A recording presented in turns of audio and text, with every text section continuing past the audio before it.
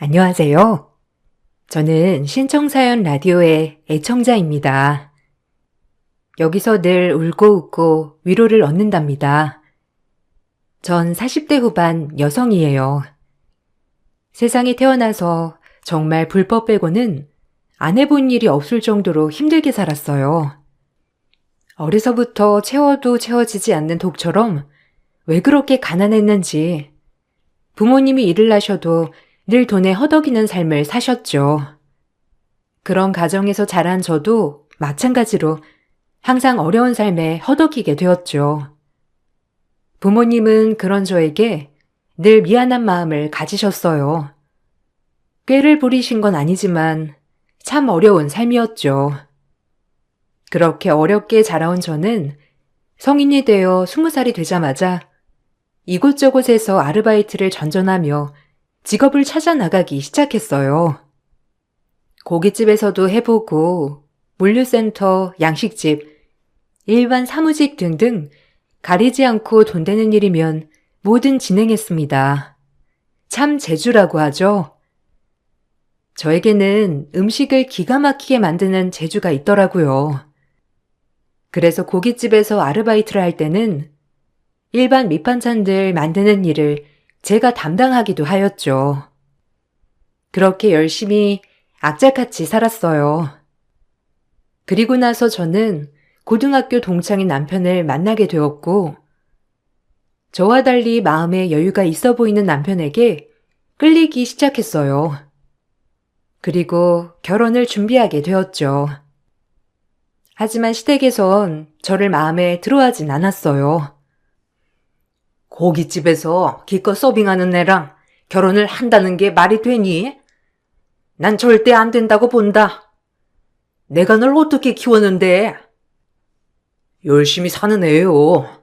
본받을 점이 얼마나 많은데요. 저는 부모 잘 만나서 어려움 없이 컸지만 윤진이는 정말 혼자 힘으로 고생하면서 여기까지 온 애라고요. 결혼할게요. 허락해 주세요. 윤진이랑 함께라면 뭐든 다 헤쳐나갈 수 있을 것 같아요. 네가 고생을 안 해봐서 그렇지. 그런 애가 뭐가 본받을 게 많다고 그러는 거니? 너도 고생을 해봐야 정신 차리지.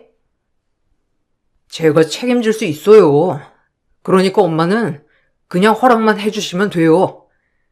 전 윤진이 아니면 절대 결혼 못하니까 그리 아세요. 시댁 식구는 변변치 않은 직업을 가진 저를 못마땅해 하셨죠. 하지만 남편의 적극적인 구애로 저희는 결혼을 하게 되었어요. 그래도 20살 때부터 가리는 거 없이 악착같이 돈을 모았기 때문에 저희 친정 부모님에게 손 벌리는 거 없이 결혼을 진행할 수 있었죠. 친정 부모님은 정말 저에게 미안해 하셨지만 본인들 앞가림하기도 바빴기 때문에 전 부모님의 짐을 덜어주는 것이 효도라고 생각했어요. 그렇게 결혼을 하게 되었고 고된 시집살이가 시작되었어요. 남편은 대기업 연구원이었기 때문에 아침 저녁으로 출퇴근하였죠. 결혼했으니까 이제 일은 안 했으면 좋겠어. 엄마가 좋아하시지도 않고. 나중에 그냥 네가 할 수 있는 걸 더 찾아보자. 어머님이 내가 일하는 거 못마땅하시대? 그래도 나도 매번 자기 기다리면서 집에만 있을 순 없잖아. 뭐라도 해야 할 텐데. 생활비는 내가 버니까 걱정 마. 그냥 지금은 이제 너 여태까지 쉬지 못했던 거 쉬는 가정이라고 생각해. 남편은 제가 내심 일을 그만두기를 바라더라고요. 저 역시 남편과 결혼을 하면서 남편에게 최선을 다하고 싶었기 때문에 일을 그만두었죠. 그리고 내조에만 전념했습니다. 요리에는 늘 자신이 있었기 때문에 늘 남편에게 먹일 밥상을 차리고 청소하는 게 제 낙이었죠. 가끔가다 신혼집에 시어머니와 시누이가 방문하는 날엔 조금 저를 힘들게 하는 게 있었지만 참을만은 했어요. 원래부터가 절 마음에 안 들어 하시는 분들이니 그분들에게 특별히 잘 보이고 싶거나 하는 마음이 없었기 때문에 기대치도 없었죠. 넌 뭐하느라 문도 늦게 여는 거야? 장훈이 일 나가면 그저 퍼질러 자고 쉬는 거지? 아주 남자 하나 잘 만나서 팔자 폈다. 그러게. 여자 팔자 뒤움박 팔자라더니 남자 하나 잘 물어서 고깃집도 그만두고 이렇게 내조하는 게 얼마나 좋겠어? 아, 오셨어요? 아니요, 저도 바빠요. 하루 종일 청소하고 밥하고, 그리고 이렇게 가끔 어머님 오시는 날은 전날에 장도 봐야 하고요. 뭐야? 지금 내가 와서 너 힘들게 한다고 은근 돌려 말하는 거냐? 내가 내 아들 집에 오는데도 이렇게 눈치를 봐야 해? 아니요, 그게 아니라 어머님 한 번이라도 밥 해드리려면 장 본다는 거죠. 뭘 그렇게 받아들이세요? 무서워요. 어디 말을 하겠나요? 엄마, 새언니 은근 우리한테 눈치 주는 거야. 괜히 우리 때문에 장 봤다고. 참 어쩜 저렇게 말도 안 이쁘게 할까? 뭐기엔 뭐만 들린다죠? 그런 뜻 아니에요. 그냥 따뜻한 밥상 한 끼 차려드리고 싶어서 장 봤단 얘기예요. 오해 마세요. 시어머니는 늘 제가 하는 말을 고깝게 들으셨어요. 하지만 워낙 결혼 전에 반대가 굉장하셨기 때문에 그러려니 했습니다. 남편이 겨우 설득해서 한 결혼, 굳이 분란 만들고 싶지 않았거든요. 그렇게 시간이 지나고 저는 임신을 하였어요. 우리 아이만은 나처럼 살게 하지 않으리라는 굳은 다짐을 하고 얼마나 태교를 열심히 했는지 몰라요. 그리고 절대 저와 같은 상황을 만들어주지 않겠다고 내가 더 열심히 살아야겠다고 다짐을 했죠. 그렇게 첫째 아이가 태어났어요. 얼마나 예쁘던지. 남편과 저를 반반 닮은 아주 예쁜 아이였죠. 남편은 결혼 전같이 다정하진 않았지만 그래도 책임감은 강한 사람이었기에 가정을 잘 돌보는 사람이었어요. 그래, 이거 하나면 되었다는 생각으로 전 가정에 최선을 다했습니다. 첫 아이가 딸이 태어나고 시어머니는 딸을 낳았다며 이것조차 저를 못마땅히 하시더라고요. 남편이 장손이었기 때문에 아들을 바라셨거든요. 참 마음에 안 든다 하니까 가지가지 한다. 하필 딸이야. 우리 아들 닮은 아들을 낳아야지. 어쩜. 아무짝에도 쓸모없이. 어머님, 요즘 세상에 아들, 딸이 어디 있어요.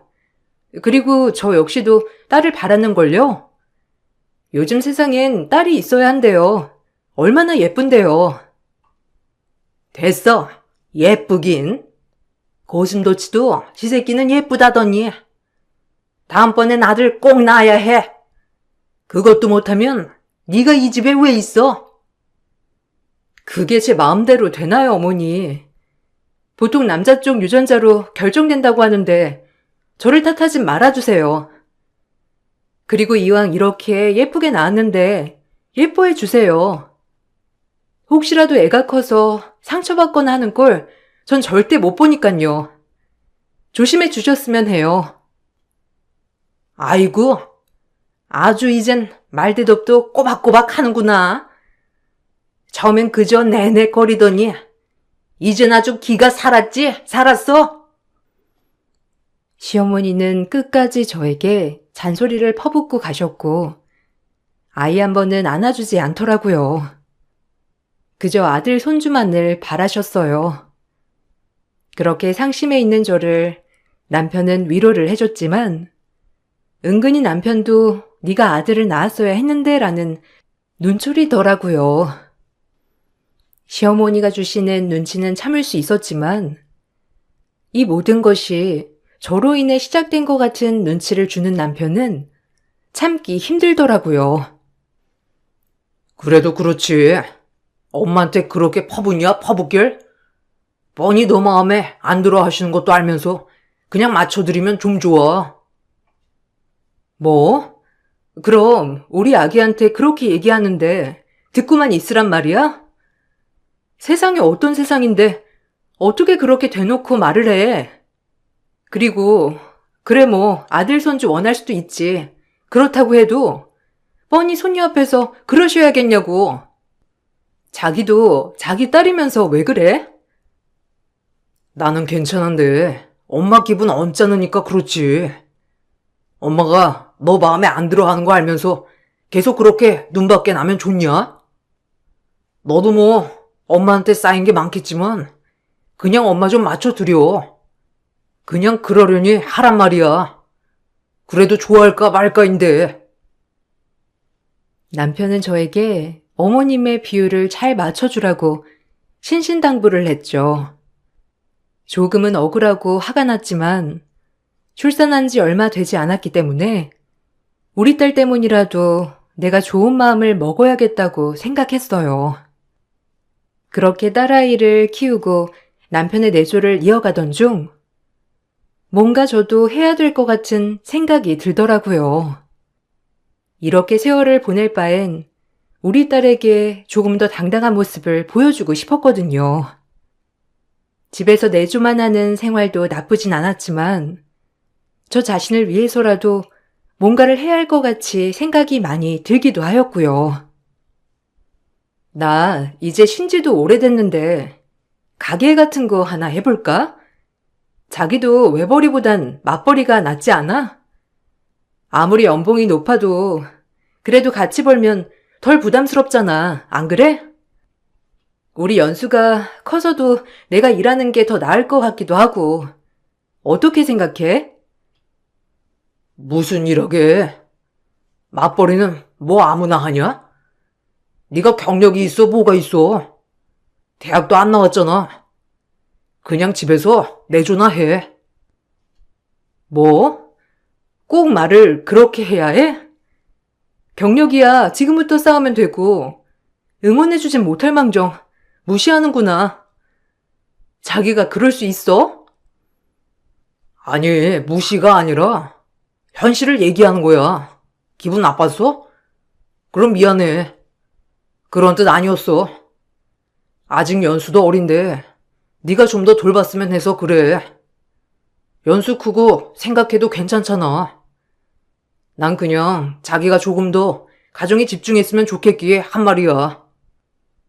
그래도 말 좀 생각해가면서 해. 나도 대학 가고 싶었고 당신처럼 앉아서 일하는 일 하고 싶었어.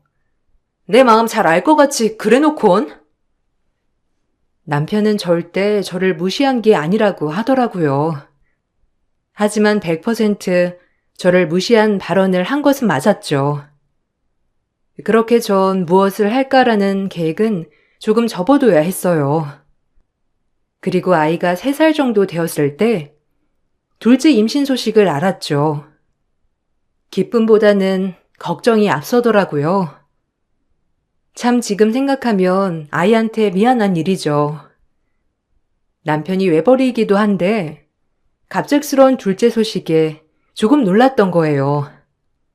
그리고 시댁에서 너무 아들을 원했기도 해서 부담스러운 마음도 컸고요. 하지만 금세 마음을 다잡고 둘째를 예쁘게 키워내야겠다고 생각을 했어요. 그리고 남편에게 인밍아웃을 하는 순간 남편은 썩 좋아하지 않더라고요. 막상 이러니 실망스러웠어요. 지금도 힘든데 둘째까지? 아, 외벌이로 둘째까진 힘든데. 몇 주래? 아니 싫은 건 아닌데 솔직히 당황스럽네. 그래도 그렇지. 어떻게 그렇게 반응할 수가 있어? 힘들긴 하지만 못 살 정도도 아니잖아. 정 힘들어지면 나도 일하면 되는 거고. 아, 그래. 미안해. 나도 모르게 그랬어. 그리고 그냥 걱정이 생겨서 그렇게 반응할 수도 있지 뭘 그렇게 화를 내. 요새 보면 너 화 되게 잘 내는 거 알아? 화 좀 그만 내. 내가 무슨 말만 하면 발끈이야 발끈이. 내가 무서워서 어디 말을 하겠어? 오히려 남편은 저에게 왜 이렇게 화를 내냐며 역정을 내더라고요. 그렇게 축복받지 못하는 둘째가 되었어요. 하지만 그런 생각도 잠시 무조건 사랑하고 예쁘게 키워주리라 생각하며 둘째를 낳았죠. 하지만 둘째도 딸이었죠. 전 오히려 형제가 동성이면 좋겠다고 생각했지만 시어머니는 첫째에 이어 둘째까지 딸 소식을 듣자 와보시지도 않더라고요. 아마 저도 미운데 아들까지 없으니 어머님의 분노는 극에 달해져 갔어요. 그리고 그 사이에서 남편이 힘들어했던 것도 사실이고요. 그렇게 살얼음판을 걸었죠. 아니 어떻게 밉다 하니까 어쩜 그렇게 미운 짓만 해? 시집을 왔으면 아들 하나 낳아야지. 둘째까지 딸이라니. 그게 마음대로 되나요? 그리고 요샌 아들보단 딸이 최고라고 하잖아요. 너무 그러지 마세요. 나중에 손녀들이 미워할라. 이혼해. 지금이라도 안 늦었다. 생활비고 이런 거 애들 키우는 거 다 내가 키워줄 테니까 이혼하란 말이야. 나 진짜 걔 보기 싫다. 아들 하나도 못 낳는데 내가 걔 왜 봐줘야 하니? 결혼 전부터 뭐 하나 마음에 드는 게 있어야지. 어쩜 싫은 짓만 골라 한다니? 엄마, 어떻게 그래요?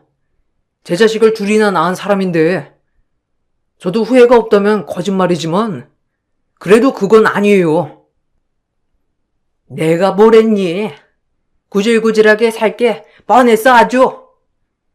지금이라도 안 늦었어. 난 걔 보면 속이 뒤집힌다. 알겠어? 이혼해. 시어머니는 저와 살고 있는 남편에게 이혼을 종용하는 일도 많았어요. 그 정도로 절 미워하셨죠. 자식을 낳아도 전 인정받지 못하는 며느리였습니다.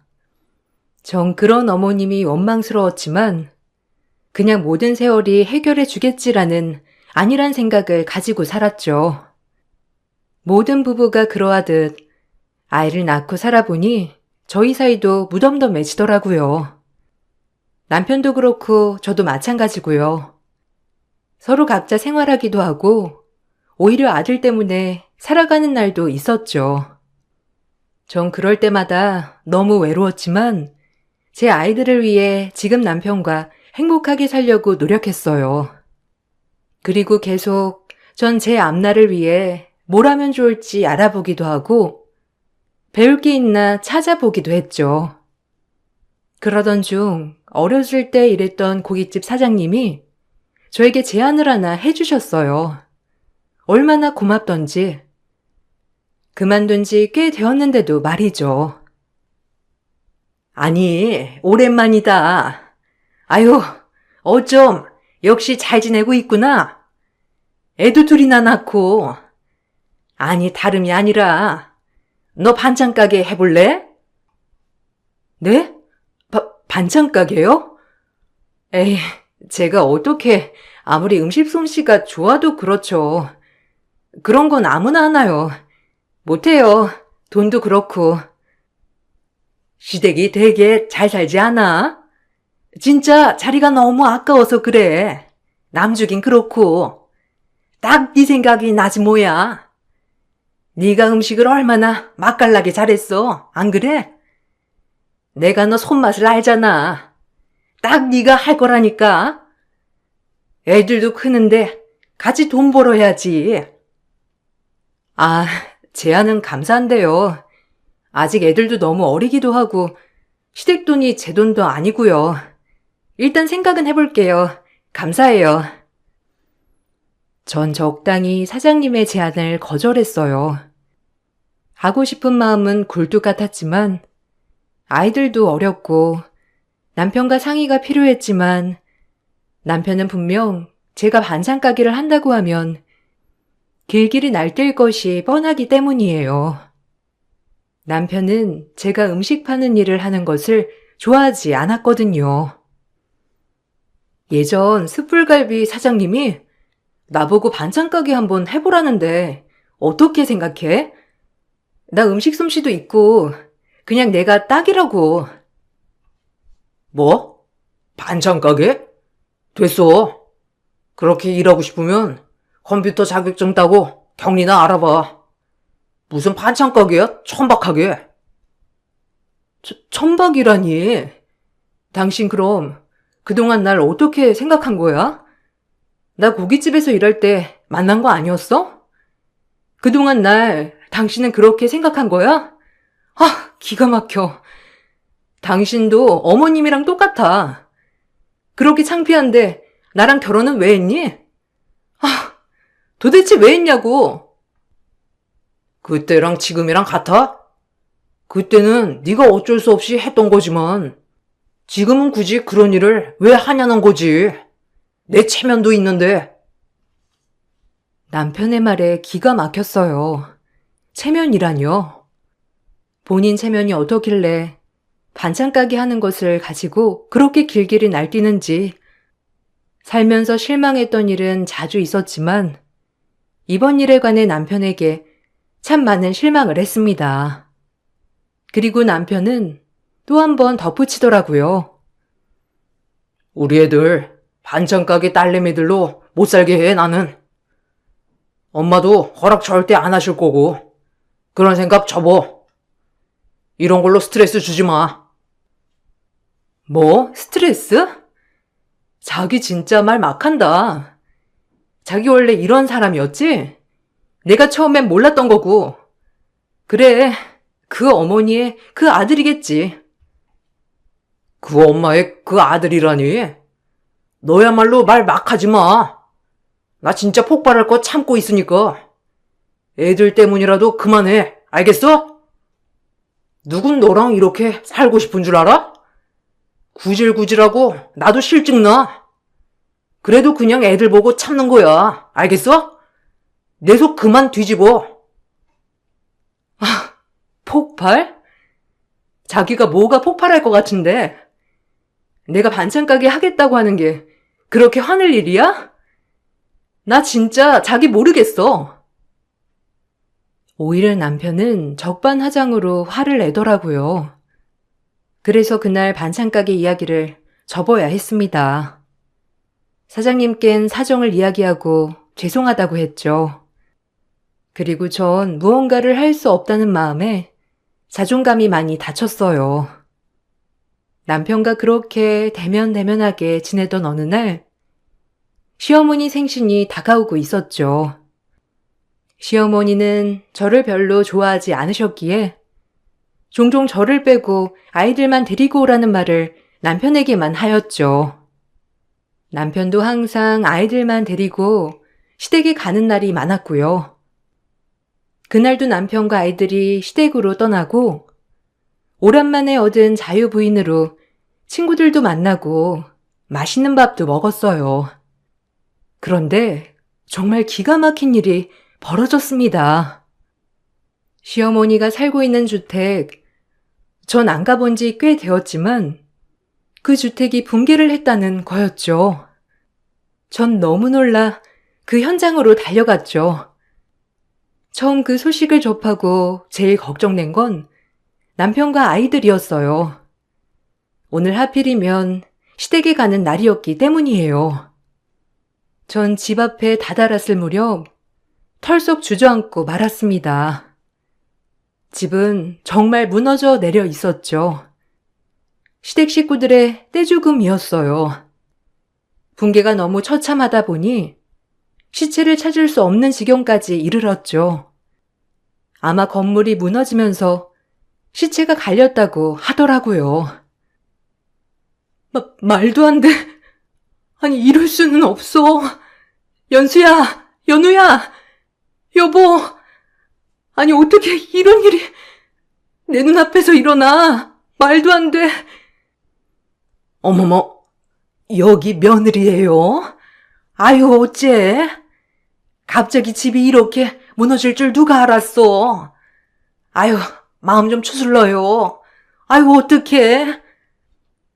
거짓말. 아니, 우리 남편이랑 우리 애들이 이렇게 갈 리가 없잖아요. 안 그래요? 설마 이 튼튼한 집이 왜 무너졌겠어요? 아유, 어쩜 좋아. 시체도 못 찾나 보네. 붕괴되면 그럴 수가 있다던데. 내가 눈물이 나네. 아기 엄마, 진정 좀 해요. 이웃들은 저를 달래고 말렸어요.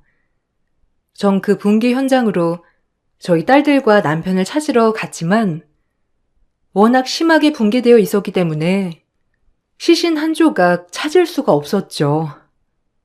그렇게 전 살아갈 의지도 희망도 다 잃었어요. 사랑하는 사람들을 눈앞에서 잃은 제가 어떻게 살아갈 수 있겠어요. 시체를 찾지도 못했기 때문에 실종이라는 단어를 써야 했습니다. 장례도 못 올려주는 죄인인 어미가 살아서 뭐 할까라는 생각이 들었어요. 전 해서는 안 되지만 죽을 결심도 해봤죠. 하지만 마음대로 되지 않더라고요. 그렇게 폐인처럼 살아가고 있었어요. 마시지도 못하는 술에 의존한 채 말이죠. 제 주변 사람들은 그런 제가 걱정이 됐는지 살뜰히 저를 챙겨주었지만 그런 고마운 마음조차 잊어지더라고요. 그렇게 술에 찌든 하루하루를 보냈어요. 그러다 저에게 반찬가게에 제의를 주신 사장님이 저를 어둠에서 끌어내 주셨죠. 너무 고마운 분이셨어요. 힘든 저를 정신 차리게 해주신 분이거든요. 그렇게 음지에서 나왔어요. 정신 차려. 네 아이들을 생각해서 네가 이러고 있으면 되니? 산 사람은 살아야지. 너 나중에 애들 보려면 뭐라도 네가 해야지, 안 그래? 정신 차려라, 당장. 당장 어떻게 들릴지 모르겠지만 산 사람은 사라지더라. 그러니까 용기를 내. 내가 도와줄게.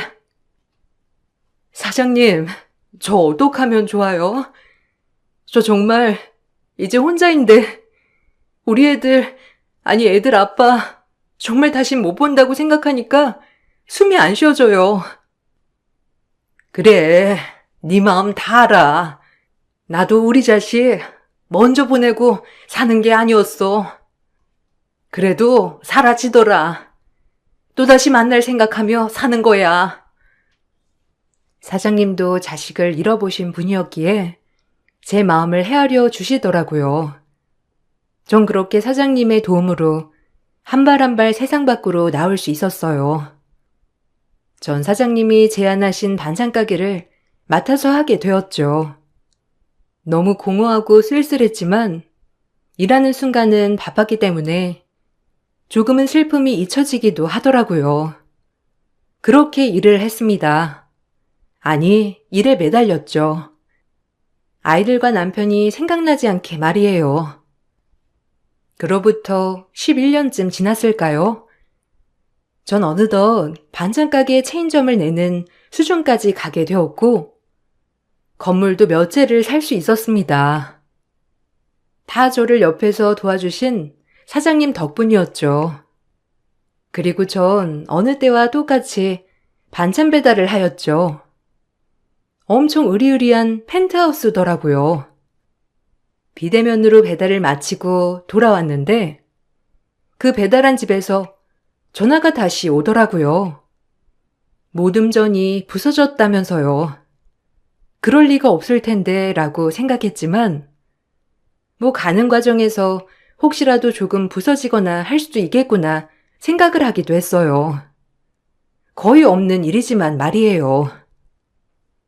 모듬전이 부서졌거든요. 이거 다시 해다 주세요. 저희도 굉장히 중요한 손님 맞이인데 너무 곤란하네요. 아, 그러셨어요? 네, 죄송합니다. 금방 다시 가져다 드릴게요. 정말 죄송해요. 70번지 맞으시죠? 금방 가겠습니다. 서둘러 다시 전을 포장하고 이번엔 비대면이 아닌 직접 집으로 제가 벨을 누르고 들어갔어요. 무슨 잔치를 하나 꽤나 시끌벅적 하더라고요. 문만 열어주고 제가 온 사실을 다른 사람들은 인지를 못하는 것 같기도 했어요. 얼마나 시끄럽던지. 아, 안녕하세요. 여기 정 가져왔습니다. 다시 배달이요. 한번 확인해 주시겠어요? 예쁘게 담아온다고 왔는데. 그렇게 주인과 마주하는 순간 저는 정말 뒤로 놀라 자빠질 경험을 했습니다.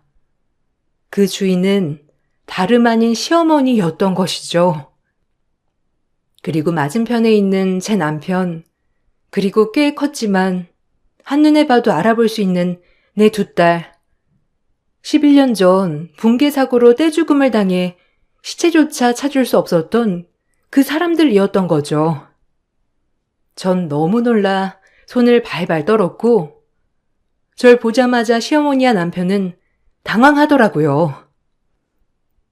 이게 어떻게 된 거예요? 말이 돼? 아니, 당신들 죽은 거 아니었어? 그때 그럼 그 집은 뭐야? 그래서 시체조차 없었구나. 그게 말이야. 일단 나가서 얘기하자. 지금 손님들이 와 있으니까 좀 나가서 얘기해. 내가 알아듣게 설명할게. 알아듣게? 연우야, 연수야, 엄마야, 엄마. 너희 혹시 엄마 다 잊은 건 아니지? 아니, 어떻게 된 거야, 당신들? 제 말이 끝나기가 무섭게 아이들은 저를 보고 긴가민가 했지만 그래도 큰아이가 엄마다라고 달려오더라고요. 얼마나 가슴이 아프던지. 아니, 정말 이 세상 모든 것들에게 감사했습니다. 우리 딸들이 이렇게 살아 숨쉬는 것만으로도 말이에요. 그리고 이렇게 내가 열심히 살길 잘했다는 생각이 들 정도로 모든 것에 감사하게 되었죠. 한참을 껴안고 울고 있을 때 시어머니가 한마디 하더라고요. 아유, 지긋지긋해. 여기까지 따라올 줄 몰랐는데 참 악착같구나. 너 하나 떼어놓으려고 그 쇼를 했는데 기어이 여길 찾아. 뭐라고요? 쇼를? 그럼 지금까지 집 부서지고 숨어 살았다는 거예요? 저 하나 빼돌리려고? 기가 막혀. 당신도 여기에 동조했다는 거 아니야? 날 그렇게 떼어나고 싶었니? 내가 그렇게 싫었어? 그냥 이혼하자고 하지. 왜 쇼를 해? 엄마, 진정해요. 아니, 내가 그냥 천천히 설명할게. 솔직히 우리 사이 별로였잖아. 그래서 그냥 너도 네가 하고 싶은 거 다 하고 살라고 겸사겸사 그랬던 거야.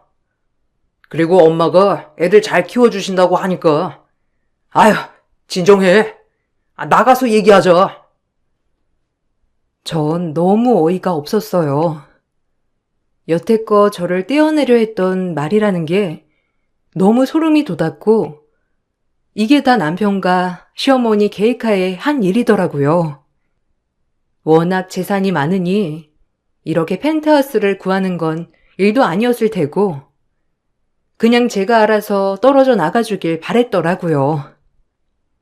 그래도 아이들까지 이렇게 못 보게 살았던 세월을 생각하면 전 너무 화가 나 미칠 것만 같았죠. 전 시어머니의 뺨과 남편의 뺨을 내리쳤습니다. 순간 거기 손님들은 모두 저희 쪽을 쳐다보았고 전 그 손님들에게 버럭버럭 얘기를 하기 시작했죠. 네가 나랑 엄마를 쳐?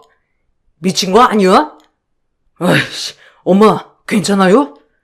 어디 손찌검이야? 니까지 깨. 지금도 반찬 배달이나 하는 것 같은데. 넌 맞아도 싸. 이 마마보이야.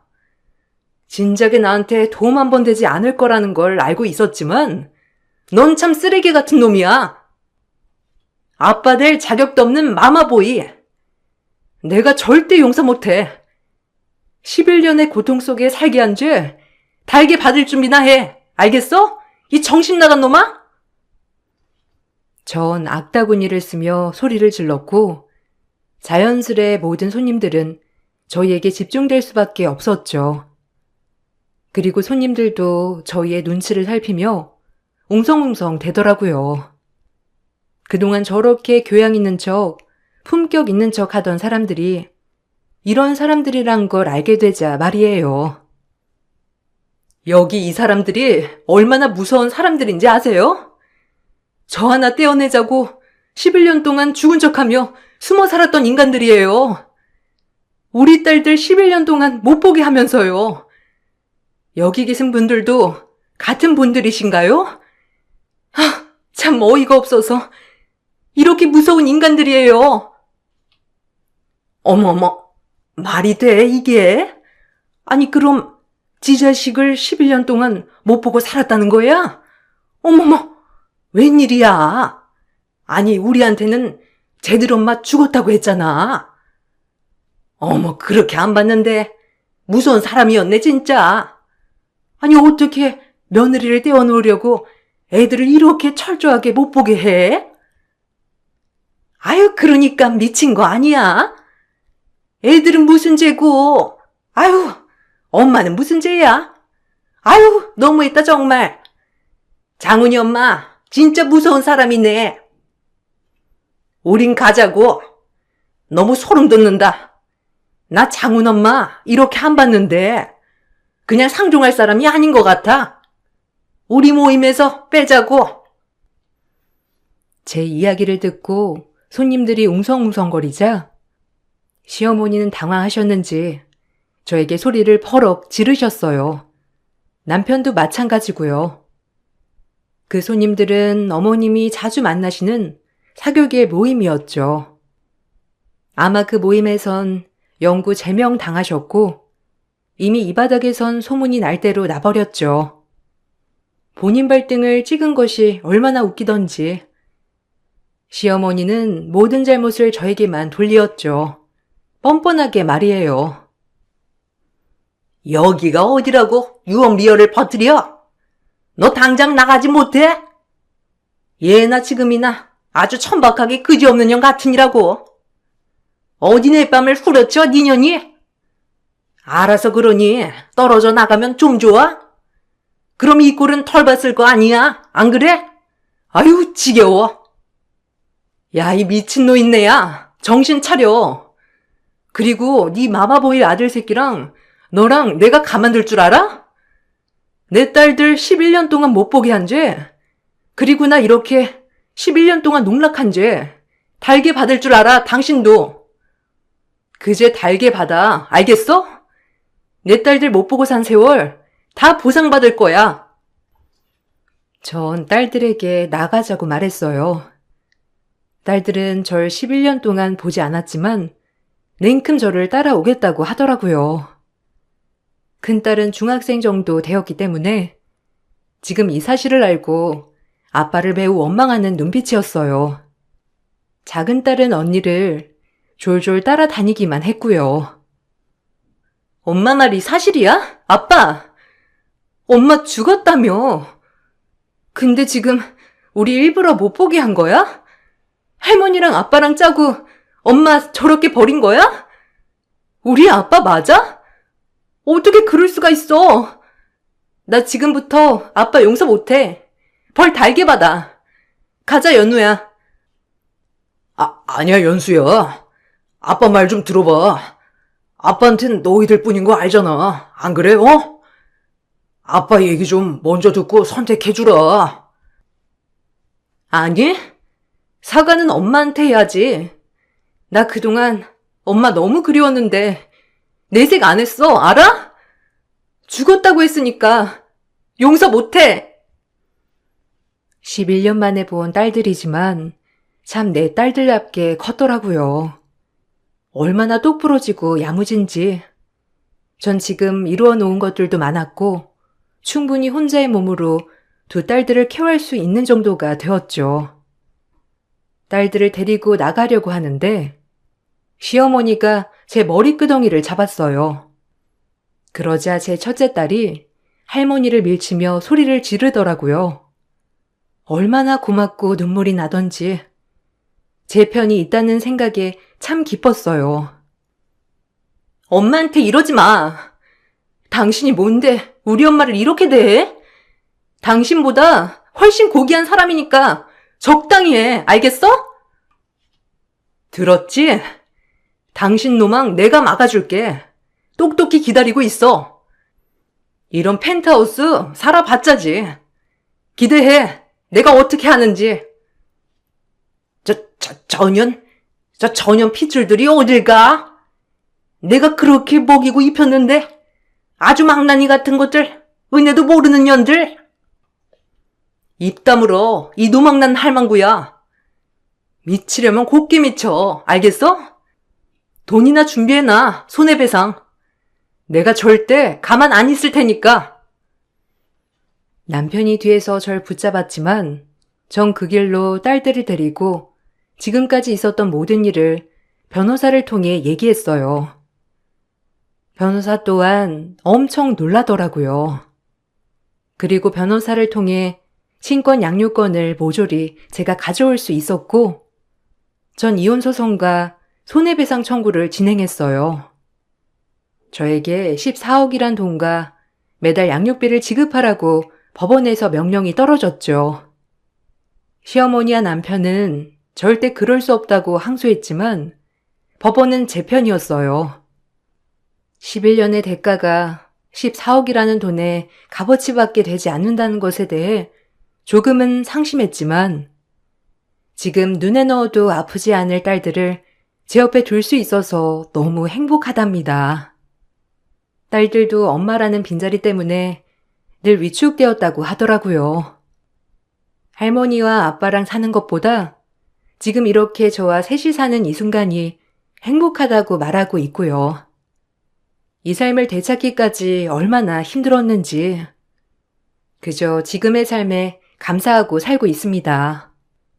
반찬 가게가 너무 잘 되어서 이렇게 딸들에게 안락한 삶을 줄 수 있다는 게 제 가장 큰 기쁨이에요. 무엇보다 딸들은 제가 반찬 가게 하는 걸 참 좋아한답니다. 지금에서야 찾은 내 완전한 행복, 늘 하루하루 감사한 마음으로 살 거예요. 여러분들도 매 순간 감사하는 마음으로 살아보세요. 세상이 달라진답니다. 책을 읽어주셔서 감사드려요. 좋은 하루 보내시길 바랍니다. 안녕하세요. 저는 딸의 결혼을 파혼시킨 50대 후반 여자입니다. 그동안 정말 많이 참아왔는데 예비 사돈의 행동에 문제가 있다 생각해 사연을 신청하게 되었네요. 사건의 계기는 어느 날 딸이 결혼을 하겠다는 한마디에서부터 시작이 되었습니다.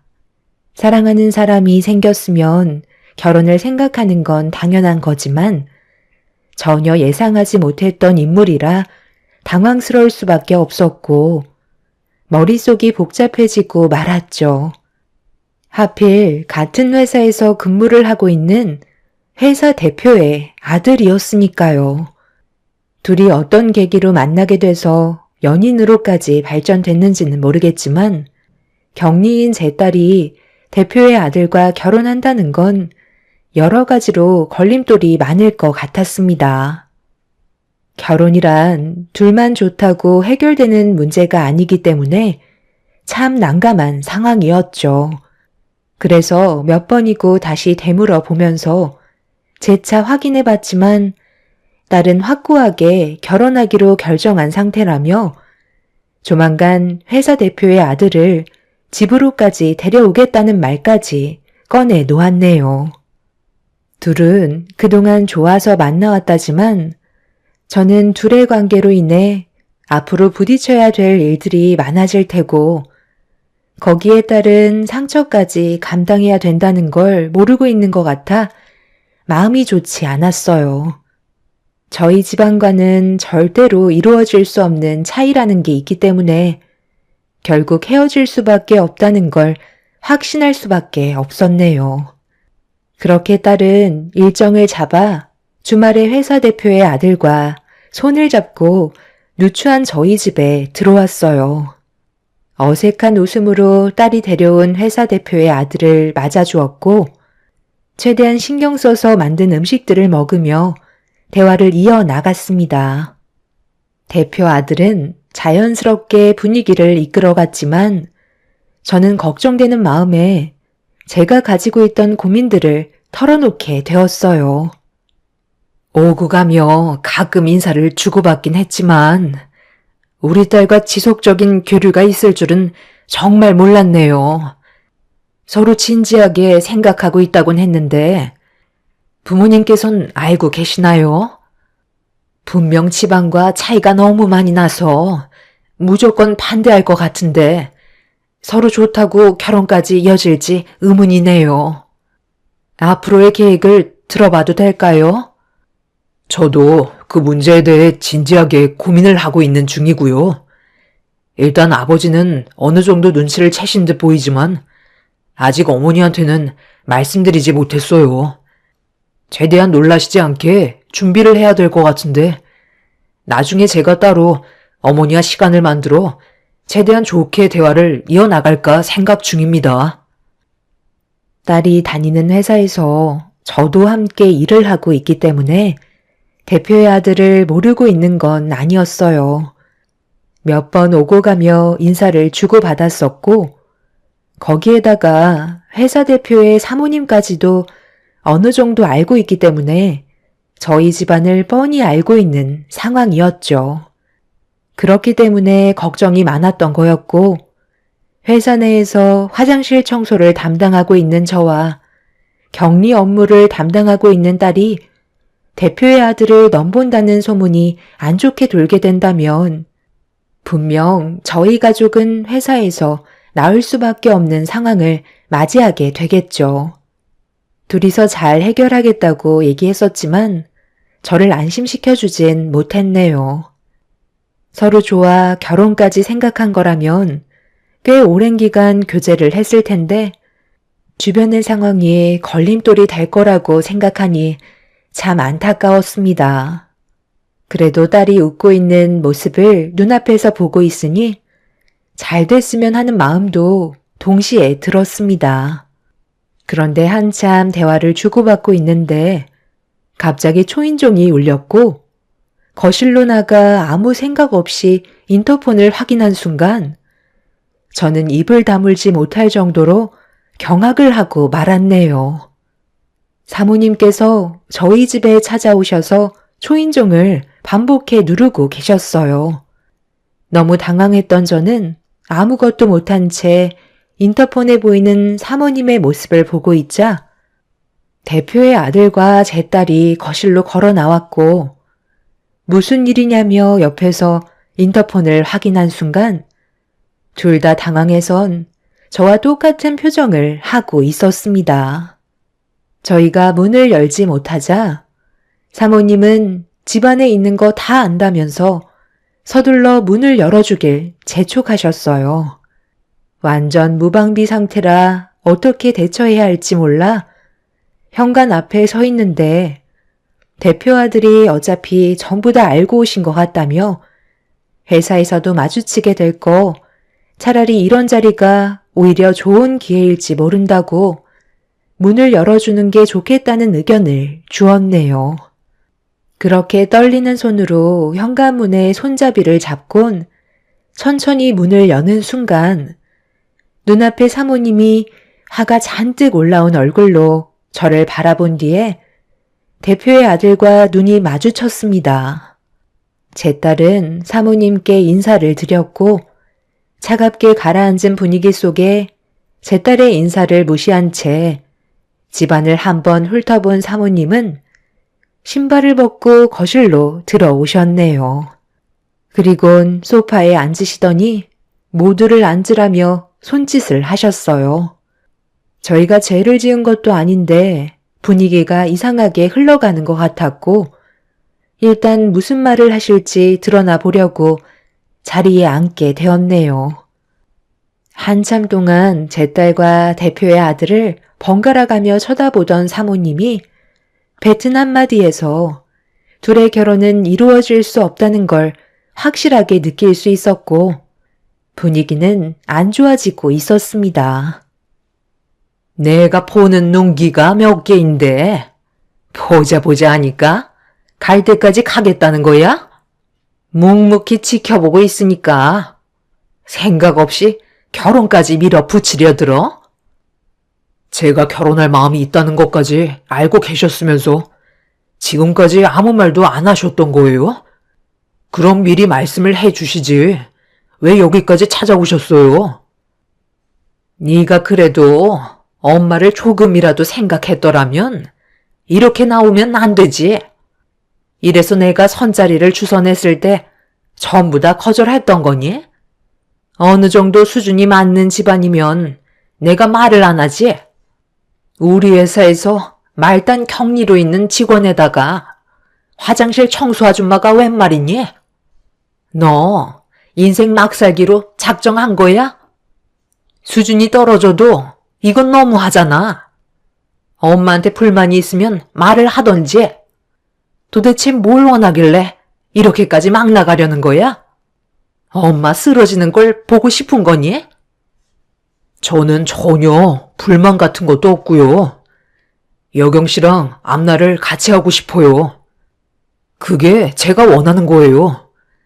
지금까지 살면서 단 한 번도 엄마의 의견에 거절한 적 없었고 묵묵히 따라갔었지만 결혼만큼은 제가 원하는 사람으로 선택했으면 좋겠어요. 평생을 엄마가 원하는 방향대로 살아갈 순 없잖아요.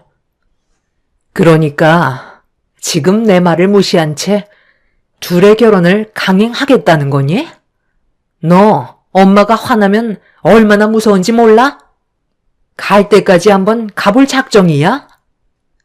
사모님 마음 이해 못하는 건 아니지만 저도 둘의 관계를 심각하게 고민했었거든요. 워낙 집안 차이가 심하다 보니 분명 강하게 반대하실 거라는 걸 알고 있었고 예상대로 사모님께서 둘의 관계를 받아들여 주시지 않고 있지만 자식은 뜻대로 되지 않는다는 거 잘 알고 계시잖아요. 둘은 정말 진지합니다. 그쪽이 지금 저를 가르치시는 거예요? 여태까지 내 뜻대로 자식을 키워왔는데 그쪽 따님 때문에 우리 집안에 문제가 생긴 거라고요. 진짜 어디 내놔도 주워가지도 않을 하찮은 집안에서 내 아들 넘본다는 게 말이 된다고 생각해요? 어떻게 내 아들의 마음을 사로잡았는지는 모르겠지만 인생 역전하고 싶어서 접근한 것 같은데 내 눈에 흙이 들어와도 둘은 절대로 이루어질 수 없는 관계이니 오늘 이 시간 이후로 그만했으면 좋겠습니다. 그렇게 할 수 있게 도와주실 수 있으신 거죠? 그쪽이야 잃을 게 없겠지만 저희는 결혼이 또 하나의 사업이고 회사를 확장할 수 있는 엄청난 기회거든요. 저희보다 더 큰 기업에서도 제 아들을 넘보고 있을 정도인데 볼 것도 없는 하찮은 집안에 제 아들을 넘겨준다는 건 정말 말도 안 되는 일입니다. 그렇다고 저희가 맞춰달라는 조건 들어줄 수도 없는 거잖아요. 제 아들 데려가는 조건 최소로 잡아 10억 마련해 줄 수 있으세요? 집안 꼴을 보면 총재산 1억도 안 될 것 같은데 조건도 안 되면서 괜히 침 흘리지 마시고 여기서 마무리 집시다. 그래서 보다 못해 찾아온 거니 확실히 해야 되지 않겠어요? 사모님은 예상했던 대로 강하게 반대를 하셨고 제 딸이 대표의 아들을 진심으로 사랑하고 있다는 말을 꺼내며 결혼을 허락해달라고 간절히 부탁을 했지만 조금의 감정 변화 없이 무조건 안 된다며 자기 아들을 데리고 집을 나가려 하셨네요. 여기서 더 시간을 끌어봤자 오히려 안 좋은 감정만 계속해서 쌓일 것 같아 일단 돌아가는 게 좋을 것 같다고 저도 상황을 마무리 지었습니다.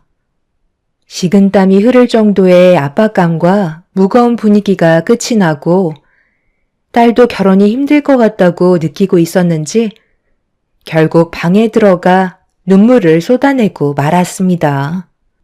괴로워하고 있는 딸의 모습을 보고 있으니 저도 기분이 좋지 않더라고요.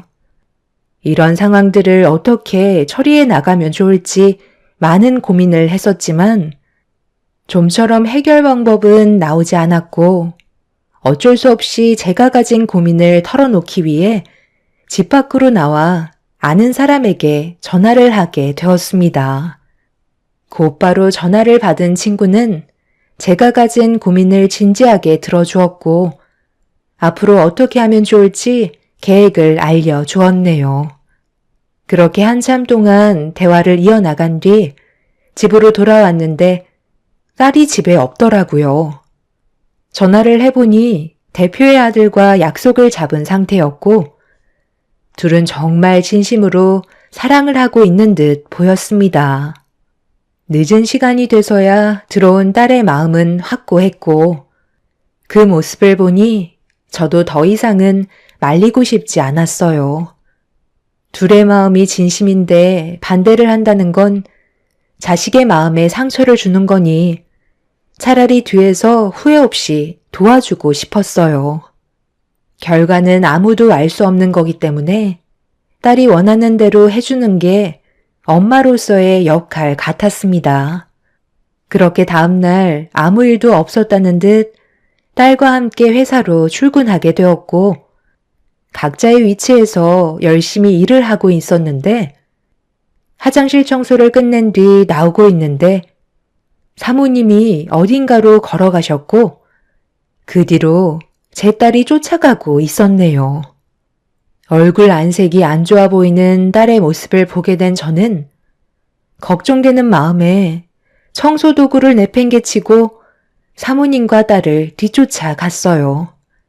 그리고 그 모습을 몰래 지켜보던 저는 사모님의 충격적인 행동에 경악을 했고 화가 머리끝까지 올라오고 말았네요. 제 딸에게 돈 봉투로 뺨을 올려치더니 당장 회사에서 나가라고 소리를 질렀습니다.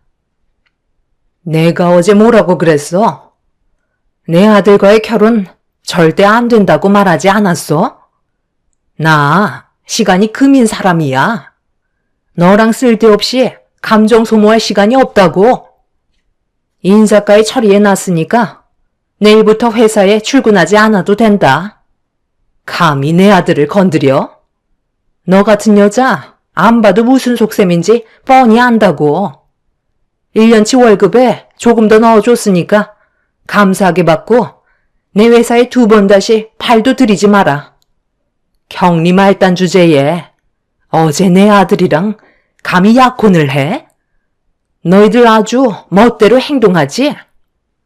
이 세상 밖으로 나오지 못하게 만들어줄까? 너 같은 여자 쥐도 새도 모르게 사라지게 만들 수 있어. 지금 화가 머리끝까지 올라오는 거 꼭 참고 있으니까 불행해지고 싶지 않으면 앞으로 조용히 지내는 게 좋을 거야. 너희 엄마도 내일부턴 회사에 나올 필요 없으니까 같이 나가면 되겠네. 당장 내 눈앞에서 사라져. 지금 뭐 하는 거야? 방금 제 딸 뺨을 돈봉투로 올려 치셨어요? 이러려고 비상계단으로 데려오신 거예요? 둘이 얼마나 좋으면 밤에 몰래 만나서 약혼까지 했겠어요. 집안에 돈이 많으면 이런 식으로 행동해도 된다는 거예요? 지금까지 살아오면서 저도 제 딸 얼굴에 손 한 번 올린 적이 없었는데 당신이 뭔데 내 딸 얼굴에 손을 대? 방금 한 행동에 대해선 꼭 책임을 물을 거고 제 딸에게 손이 발이 되도록 빌게 되는 날이 꼭 올 겁니다.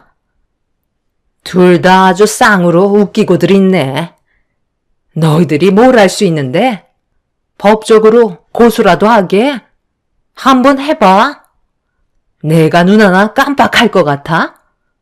손이 발이 되도록 빌게 되는 날이 올 거라고? 너희들이 나한테 제발 한 번만 살려달라고 애원하는 날이 더 빨리 올 것 같은데? 그냥 아무것도 하지 말고 찌그러져서 숨 죽이고 살아. 사모님은 저와 딸을 강하게 밀친 뒤 비상계단의 문을 열고 밖으로 나갔어요. 딸은 고개를 떨군 채 눈물을 흘리고 있었고 바닥에는 5만 원 지폐들이 흩어져 있었습니다. 일단 저는 돈을 전부 주어 딸의 가방에 넣어 주었고 정신적으로 충격을 받은 딸을 데리고 일단 집으로 향했어요. 다른 건 다 참고 넘어가도 제 딸에게 손을 댄 사람은 절대 용서할 수가 없었습니다.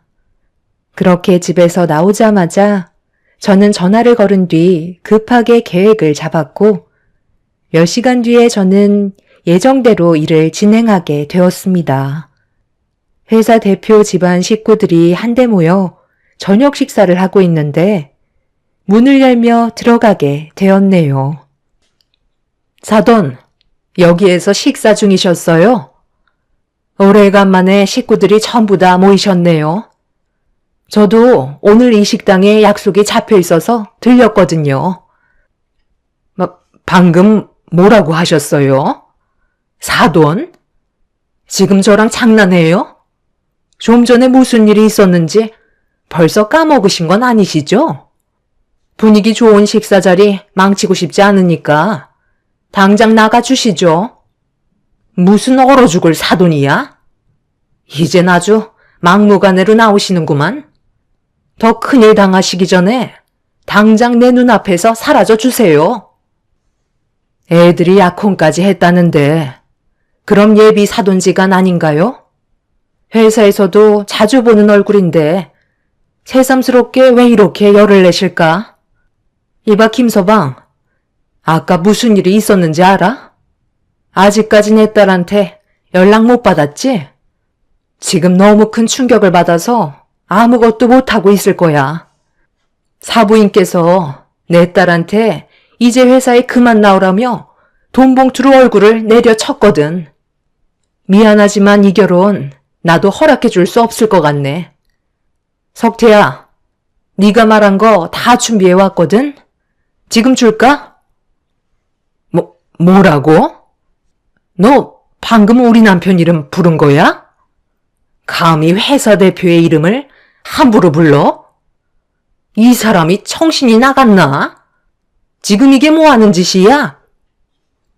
엄마, 어머님이 하신 말씀이 전부 다 사실이에요? 정말 돈 봉투로 그 사람의 뺨에 손을 대셨어요? 아니, 어떻게 그렇게 못된 짓을 저지를 수 있어요? 당연히 맞을 짓을 했으니까 혼을 낸 건데 뭐가 잘못됐니? 내가 결혼을 반대한다고까지 얘기했는데 둘이서 몰래 반지까지 나눠 끼며 약혼을 해? 그만들 하지 못해? 아무리 그래도 남의 자식 얼굴에 손을 올린 건 당신이 잘못한 거라고. 명주야, 내가 말한 거 전부 다 준비됐으면 이제 넘겨줘도 돼. 아주 철저하게 준비해놨지. 가진 게 없는 사람들일수록 원래 무서운 게 없거든. 내가 누군지 알아? 석태랑 고등학교 때 친구였어. 회사에 입사하고 만나게 됐지만 우리는 둘도 없는 친구였다고. 그쪽이 우리 집에 와서 뭐라고 그랬지? 그쪽한테 기와 눈이 많다고 했지? 석태한테도 마찬가지거든. 내가 회사에 들어오고 우리가 친구라는 걸 알게 된 순간부터 나한테 뭘 부탁했는지 알아? 그동안 석태 밑에서 참 많은 걸 해먹었더구만. 내가 그랬지? 분명 땅을 치고 후회할 날이 올 거라고. 앞으로 평생 세상 밖으로 나오지 못하게 만들 테니 우리 딸이 받았던 상처 너도 똑같이 당해보라고.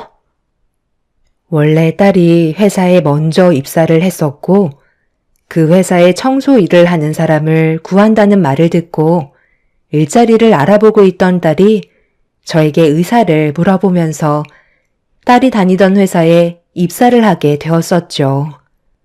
그런데 대표실에 따로 마련되어 있는 화장실에 청소를 하고 나가려는데 때마침 들어오는 대표님과 얼굴을 마주하게 되었고 그때 저희는 서로 무언가를 느끼고 있었습니다. 대표님은 저에게 먼저 말을 붙였고 그렇게 고등학교 친구라는 사실을 알게 되었던 거죠. 그런데 어느 날 친구가 저를 불렀는데 심각한 표정으로 저에게 부탁을 했었어요. 저는 입사한 지 얼마 되지 않았기 때문에 자신에게 도움이 될 것 같다면서 요즘 자기 아내의 행동이 심상치 않다며 뒤에서 정보를 캐주길 원하고 있었네요.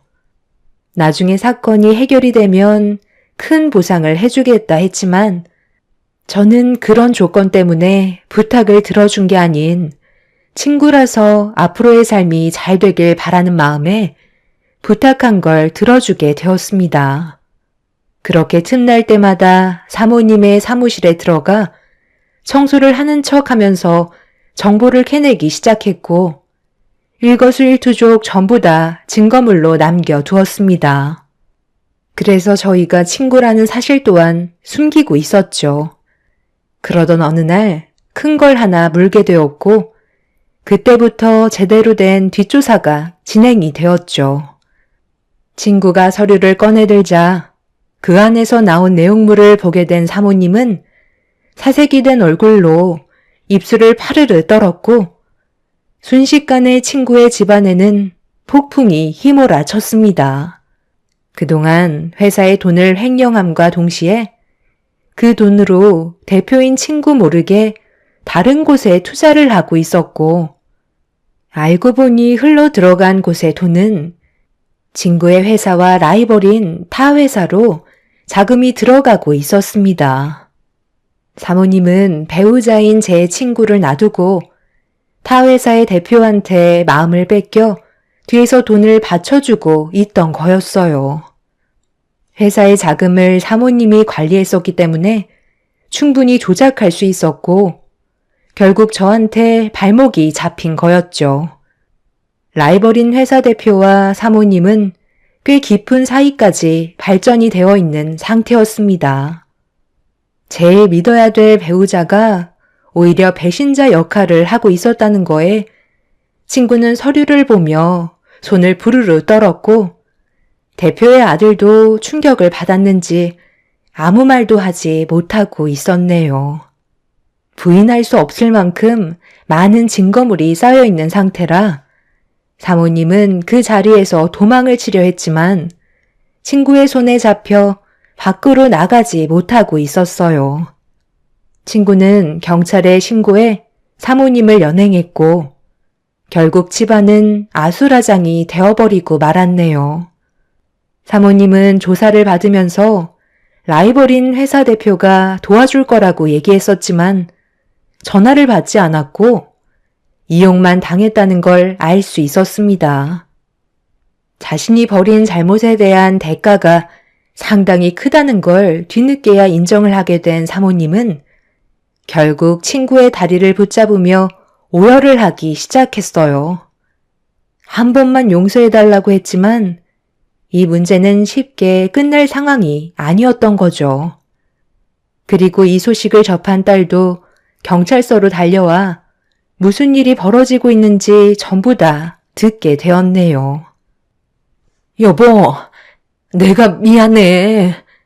나도 처음에는 그럴 생각이 없었는데 감정이라는 게 내 마음대로 되지 않잖아. 정말 아주 잠깐 즐기려 했을 뿐이야. 내가 당신을 망하게 하려고 했겠어? 전부 계획이 있었다고. 그런 식으로 접근을 해서 그 회사를 무너뜨리게 할 작정이었다니까.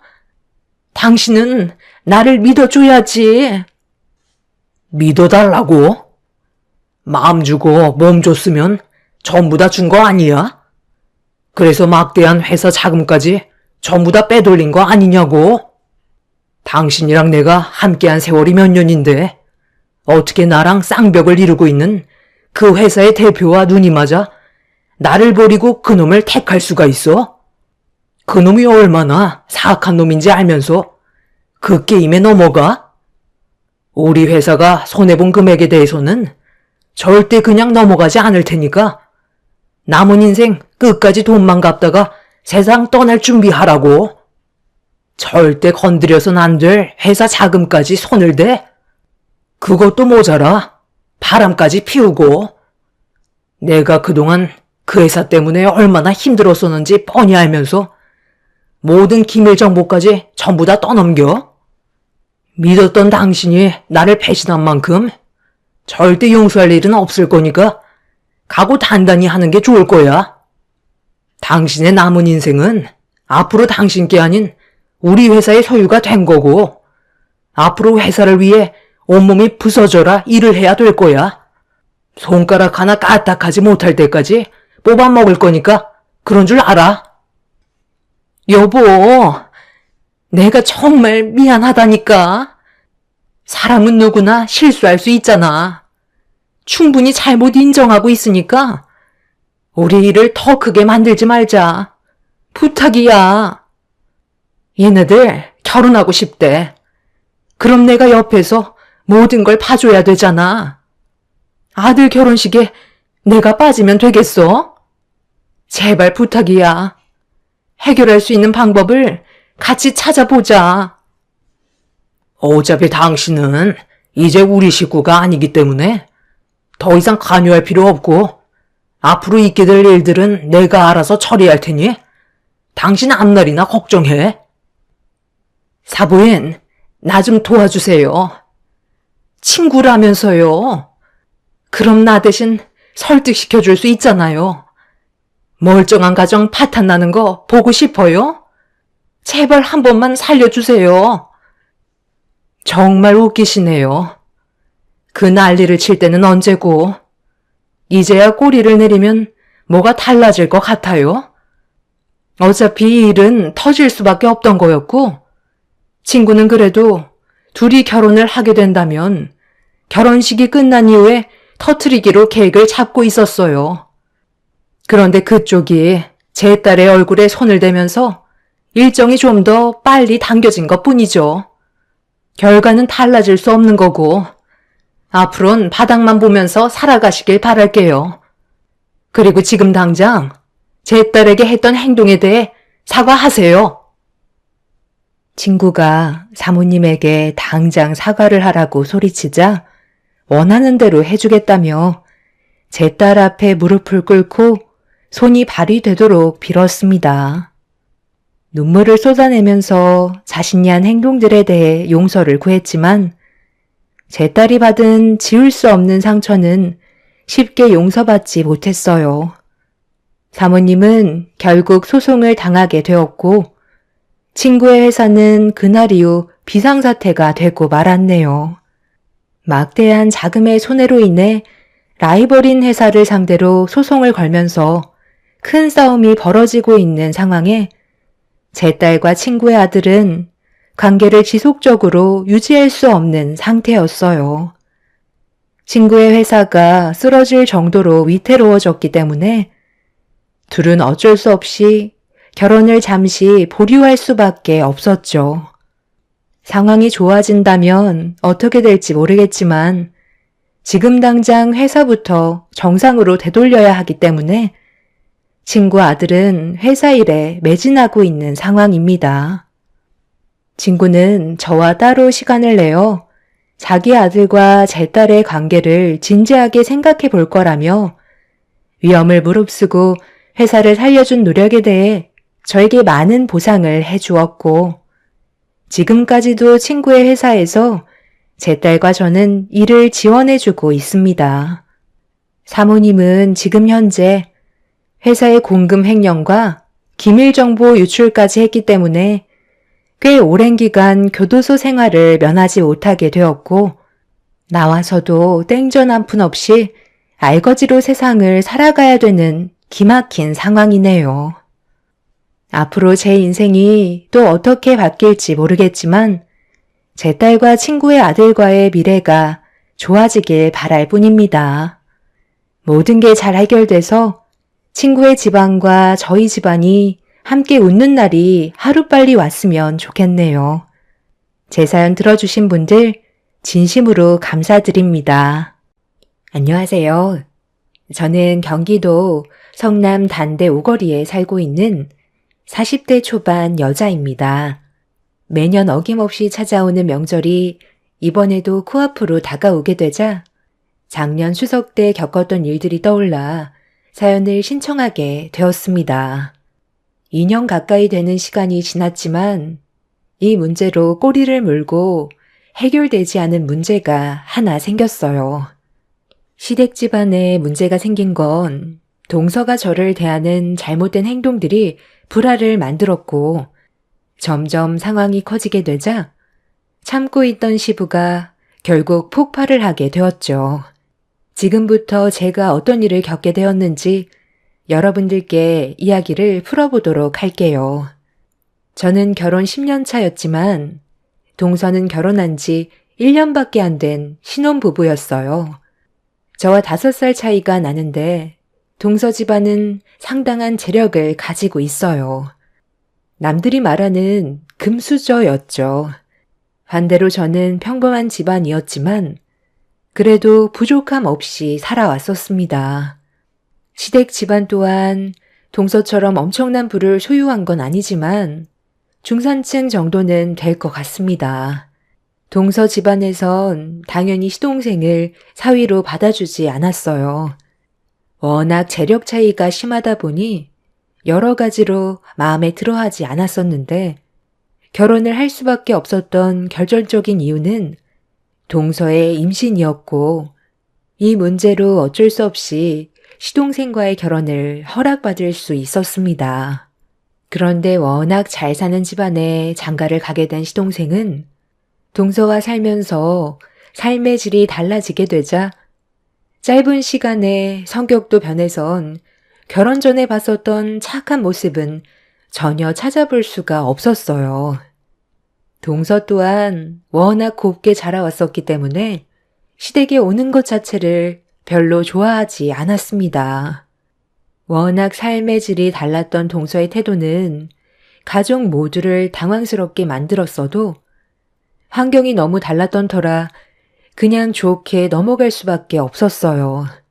그렇게 어찌어찌 1년의 시간이 지나는 동안 명절을 단 한 번도 보낸 적 없었던 동서와 시동생에게 얼굴을 봐야 할 것 같았는지 시모가 미리 시동생에게 전화를 했었는데 추석 명절 때에도 해외여행 계획이 되어 있다면서 시댁에 올 생각을 전혀 하지 않았습니다. 시동생은 항상 명절 때만 되면 제일 먼저 찾아와서 집안일을 도와줄 정도로 정말 착한 시동생이었는데 동서와 살면서 예전의 모습은 조금도 찾아볼 수 없을 만큼 다른 사람이 되어 있었어요. 시모가 전화를 했는데 망설이지 않고 시댁에 오지 않겠다는 말을 했을 때 가족 모두 상처를 크게 받게 되었죠. 시동생의 한마디에 너무 큰 충격을 받은 시모는 아무 말도 하지 못했고 눈시울이 붉어져 오길래 남편이 시모의 전화기를 빼서 큰 목소리로 한마디 했었지만 콧방귀도 끼지 않았어요. 동서가 시댁에 오는 걸 싫어한다면서 나중에 시간 될 때 자리 만들 테니 그때 식사나 같이 하자는 충격적인 말을 꺼내게 되었고 수화기를 통해 들려오는 시동생의 변해버린 모습에 저까지 당황을 했는데 남편은 결국 감정 조절을 하지 못하고 화를 터뜨렸어요. 너 결혼식 올리고 나서 지금까지 단 한 번도 가족 얼굴 안 본 거 알아? 도대체 뭐 하자는 거야? 돈 많은 집안에 결혼하니까 눈에 뵈는 게 없냐? 아, 무슨 말을 그렇게 해? 정신없이 살다 보면 얼굴 못 볼 수도 있는 거지. 이제 결혼한 지 1년 지났어. 누가 보면 10년간 얼굴 안 보고 산 사람들인 줄 알겠네. 출산도 했다며. 사진 한 장 딸랑 보내는 건 무슨 경우야? 너 정말 많이 변한 거 알아? 아무리 돈 많은 집에 장가를 갔다 해도 해야 될 도리는 하면서 살아야지. 무슨 도리? 가면 일밖에 더 해? 그리고 사진으로 내 아들 얼굴 보여줬으면 된 거 아니야? 우리 집에서 일해주는 아줌마들이 알아서 돌봐주기 때문에 도움 필요 없어서 부르지 않은 거고 재영이가 우리 집안 식구들 오는 거 별로 안 좋아해. 나중에 여유 생겼을 때 식당에서 얼굴 보기로 했으니까 그냥 좀 기다리면 안 돼? 이리 좀 내놔봐라. 너 정말 엄마 얼굴 안 보고 싶어서 그런 거야? 지금 다들 얼마나 많은 상처를 받았는지 알아? 돈 많은 집안에 장가 가니까 이제 더 이상 가족은 필요 없다고 생각하는 거니? 너 왜 이렇게 많이 변한 거야? 엄마가 지금 너 때문에 얼마나 힘든 시간을 보내고 있는 줄 알아? 아이, 진짜. 거의 40 가까울 때까지 지긋지긋하게 얼굴 봤는데 고작 1년 안 봤다고 이러는 거예요? 저 신혼이에요. 재영이 만나서 인생 좀 즐기고 싶다는데 그게 배 아파요? 너 임마 지금 말 다 했어? 엄마는 네가 어떻게 살고 있는지, 어디 아픈 곳은 없는지, 결혼 생활은 잘하고 있는지 그런 것들이 궁금해서 얼굴 한번 보자고 하는 건데 그게 그렇게 잘못된 거야? 너 이번 추석 때 안 오기만 해봐. 그땐 조용히 넘어가지 않을 거야. 아버지가 지금 얼마나 화가 많이 나셨는지 알아? 여보세요? 아주버님, 제가 옆에서 전부 듣고 있었는데요. 말하는 게 좀 지나친 것 같아서 저도 할 말은 해야 될 것 같아요. 때 되면 꼭 얼굴 봐야 되는 거예요? 결혼해서 새 살림 차렸으면 하고 싶은 대로 하면서 살게 놔두면 되는 거지. 언제까지 이 사람을 어린애 취급할 건데요? 제발 다들 적당히 좀 하세요. 한두 살 먹은 나이도 아니고 알아서 앞가림 할 거고 잊을만 할 때 얼굴 보여줄 테니까 제발 그만 좀 하라고요. 이런 영양가 없는 대화가 얼마나 시간이 아까운 줄 알아요? 저는 시간이 돈인 사람이라고요. 하루가 부족할 정도로 바쁘게 살고 있는데 쓸데없는 곳에 시간을 낭비하면서 살고 싶지 않아요. 동서가 갑자기 튀어나와서 불만들을 털어놓고 끊어버리자 가족들 모두 할 말을 잃어 통화가 끊어진 핸드폰만 멍하니 바라보고 있었어요. 다들 당황해서 어떻게 해야 할지 몰라 서로 바라만 보고 있었습니다. 시동생과 대화하고 있는데 동서가 갑자기 튀어나올 거라곤 누구도 예상하지 못했거든요. 그런데 옆에서 모든 통화를 듣고 있던 시부가 시동생과 동서에게 화가 많이 났는지 평생 얼굴 보고 싶지 않다면서 다시는 연락 같은 거 하지 말라며 분노하셨습니다. 동서와 결혼 이후 180도 변해버린 시동생의 전혀 다른 모습에 실망을 너무 많이 했었던 가족들은 더 이상 어떠한 연락도 하지 않았어요. 그날 이후 가족들은 정신적으로 많이 힘들었는지 예전과 다르게 분위기가 처져 있었고 시동생에게 연락이 올 거라는 기대조차 하지 않고 지냈었는데 명절 당일 가족 모두 모여 있는데 상당히 비싸 보이는 고가의 외제 차량 한 대가 대문 앞에 주차하더니 동서와 시동생이 차에서 내리고 있었습니다.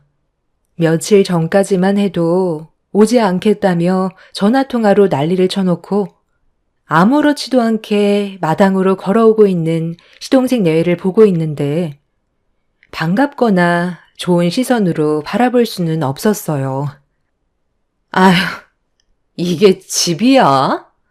툭 치면 무너질 것처럼 낡아빠진 이런 집에서 어떻게 살았대? 오늘이 마지막인 거 알지?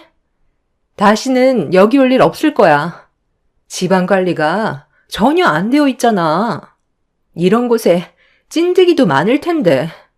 나 물리는 건 아니겠지? 당신이랑 결혼하겠다고 인사드렸을 때 식당에서 얼굴 보길 정말 잘했지. 해외여행 일정 하루 미룬 거니까 당신이 하고 싶은 말 확실하게 전달하고 관계 정리해. 집안도 보나봐나 엄청 더러울 것 같은데. 시골집이 다 그렇지 뭐. 몇 시간만 참아. 용건만 간단히 하고 가기로 했잖아. 이렇게 해야 나도 미련 없이 떠날 수 있지 않겠어? 사는 게 왜 이렇게 피곤한지. 찝찝해서 두 다리 뻗고 잠을 못 자겠더라. 아버지, 어머니, 저 왔어요. 정말 오래간만이죠? 한 1년 만인데 크게 달라진 건 없네요. 연락도 없이 갑자기 찾아와서 놀랐어요.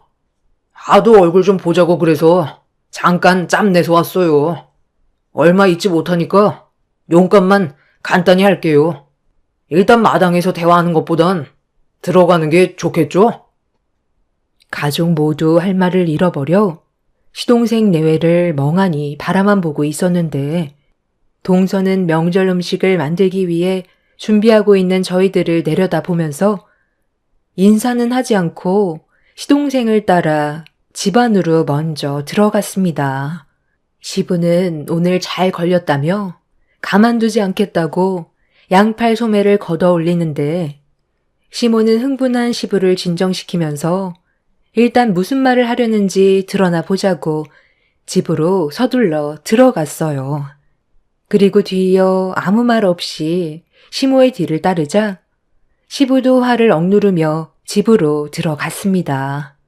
시동생 내외가 거실에 앉아 있는데 동서는 집안을 두리번거리면서 불쾌해하는 눈빛으로 시댁에 잠깐 있는 것조차 싫어하고 있었습니다. 이런 집에서 그동안 어떻게 살아온 거야? 나는 지금이라도 당장 뛰쳐나가고 싶은데 당신 나랑 결혼하길 정말 잘했지? 지금은 펜트하우스에서 살고 있잖아. 그러니까 내가 너 만나서 인생 역전했지 뭐. 그렇게 보고만 있지 마시고 일단 앉으세요. 할 얘기가 좀 있거든요. 연락도 없이 찾아와서 많이 놀라셨어요?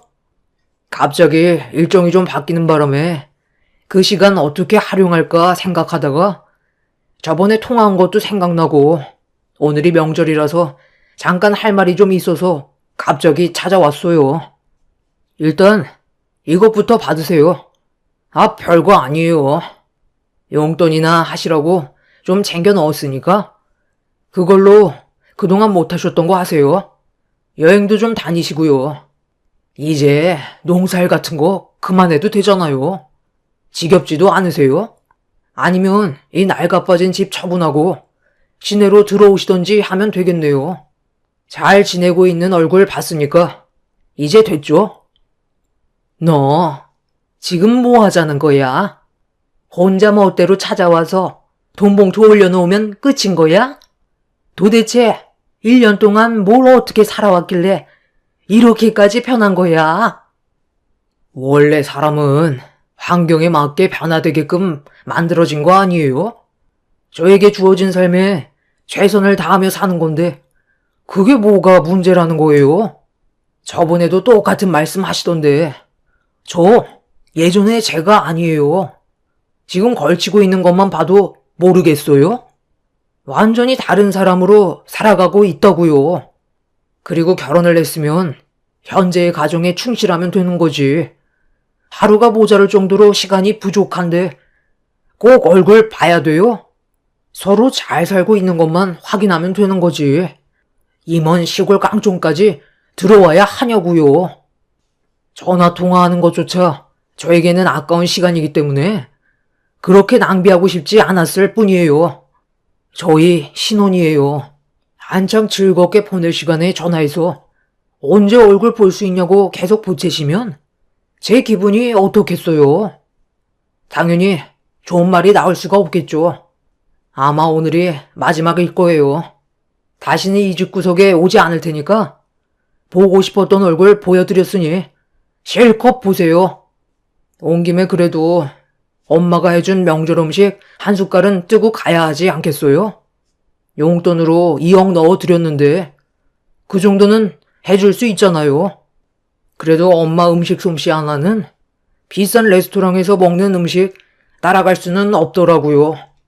형수님, 저희 엄마 음식 만드는 것 좀 잘 도와주세요.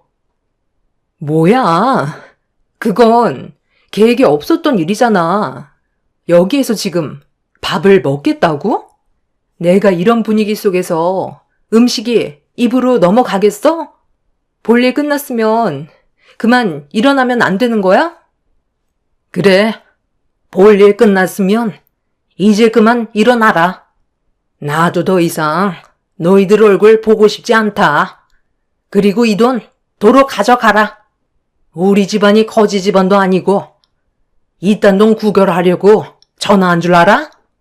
내 눈앞에서 썩 꺼져라. 앞으로 네가 어떻게 살든 절대 신경 안 쓸 테니까 2번 다시 연락하지 말거라. 시모가 자리에서 일어나자 시부는 거실 테이블에 올려져 있던 돈 봉투를 주워들어 시동생의 얼굴에 던져버렸어요. 시동생은 어이가 없다는 표정을 지어 보이면서 시부를 노려보고 있었습니다. 처음 보는 시동생의 달라진 모습은 저희 가족에게 엄청난 상처로 돌아왔고 저 또한 동서내외가 서둘러 나가주길 원하고 있었죠. 그런데 방으로 들어가려던 시모가 몸을 돌리더니 여기까지 왔는데 그냥 돌려보내는 건 예의가 아니라면서 동서 보고 자리에서 일어나라고 하더니 목소리를 높여 주방으로 불렀습니다. 동서는 귀찮다는 얼굴로 툴툴거리면서 자리에서 일어나 주방으로 향하길래 혹시라도 무슨 일이 생기게 될까봐 저도 주방으로 따라 들어갔어요. 네가 우리 집안의 며느리로 들어왔다면 기본적으로 해야 될 도리는 하는 게 맞는 거다. 며느리가 됐으면 당연히 명절 음식 정도는 해봐야 되지 않겠어? 네? 저보고 지금 이 좁아터진 주방에서 전을 부치라고요? 지금까지 살면서 제 손으로 음식 만들어 본 적 단 한 번도 없는데요? 저 그냥 집으로 돌아갈게요. 어딜 돌아가?